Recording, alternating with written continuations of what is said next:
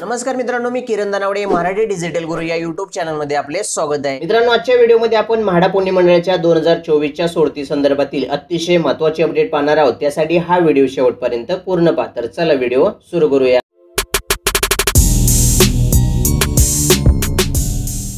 मित्रांनो, महाराष्ट्र गृहनिर्माण व क्षेत्र विकास प्राधिकरणाच्या म्हाडा पुणे मंडळाने विविध उत्पन्न गटातील घरांसाठी विविध गृहनिर्माण योजनेअंतर्गत 7 मार्च 2024 रोजी एकूण 4882 घरांची सोडत जाहीर केली होती आणि या सोडतीसाठी ऑनलाईन अर्ज सादर करण्याची शेवटची तारीख 10 एप्रिल 2024 होती।